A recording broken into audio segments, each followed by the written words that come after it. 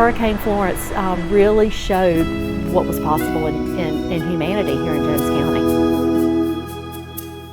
It became pretty apparent to me that the filling station was going to need to serve as the disaster relief center. From the law enforcement aspect, it did help out greatly in terms of us having a place to take supplies.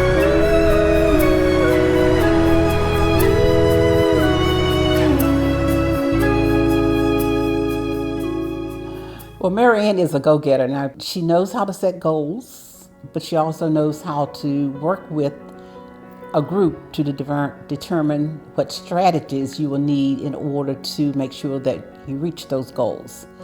And she is a worker. She doesn't just come up with ideas and throw them out there and leave all the work to you. She's a part of that process from beginning to end, and that's important. This was an old gas company. Jenkins Gas and Oil functioned here for many, many years, and we kept seeing a sign on the wall, 1075. And that is a sign that is on the back of a propane truck that indicates that truck is carrying propane. So we thought that perhaps that was giving us some direction. And so our pastor said, why don't we look up Psalm 107 verse 5. It's the only book in the Bible that has that many chapters. Maybe it will give us a lead. And so the scripture says, all those who are hungry and thirsty, their lives were slipping away. So we knew that we needed to open our food pantry in September the 6th. And then 1 week later, Hurricane Florence hit. I know myself, I was here for 2 straight weeks and worked from, I'm sure it was 8 o'clock until 5 or so in the evening. Now, and there were others I know that had gotten here earlier in the day and stayed later at night. I cannot remember how many we served, but it was into the thousands. Our county was devastated, so bad from Hurricane Florence. I was mayor in 1999 when Hurricane Floyd occurred, and I never believed that I would ride down Main Street in a boat with that much flood water, and never thought I'd ever see it again. This was the place. This was the place where everything was delivered, and the amount of support that came in was overwhelming. The amount of need that people had was pretty overwhelming. We fed thousands of people. There were lots of boat rescues here.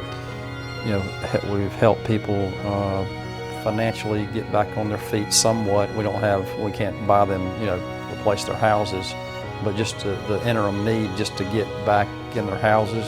Some literally need food or alternate places to stay. I'm not sure how you prepare for a flood that is worse than anything the county's ever seen. It was non-stop for days.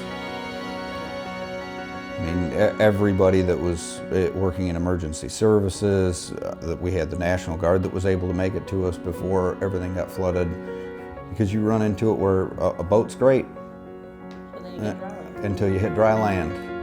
Then you got to try and get that boat to the next section of flooding and then get across that. So you end up with a bit of a unique situation. It was a lot of little islands, essentially. A belief in people and just wanting to help.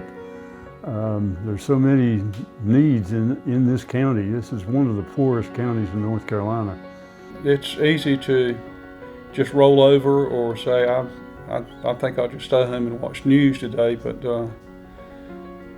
it's one of those things that at the end of the day, that one person that comes up and thanks you for what you've done, it's worth all the rest of the things that you go through.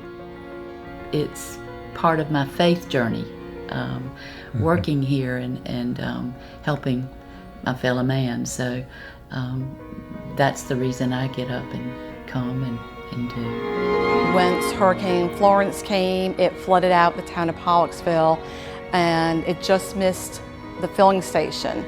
And I had heard of volunteer opportunities at the filling station. After the hurricane hit, they were providing food and supplies to people that were flooded out in the community. And through that storm is how I got to know who Mary Ann was. Speak about Mary Ann. I've been knowing Mary Ann for several years, and the one thing that I like about her, and I think that that helps, and you have to have this, because in nonprofit world you can't fake that you love people, because somebody will test you every minute of the day. You have to be real, you have to be open, and you have to be honest. So if you haven't learned to love people, you will, or either you will leave. And that's the one thing that she has. She inspires you to be selfless, and she inspires you just to be kind. Loving and dedicated. And uplifting. Very much. Energetic. Energetic. Has all of the characteristics of being awesome, energetic, vibrant. I put all of those words together and say she's a phenomenal person. I would say to any other communities, be willing to have the conversations, the eye-to-eye, the toe-to-toe, the knee-to-knee conversations, so you can really fill that need in the way that it needs to be filled.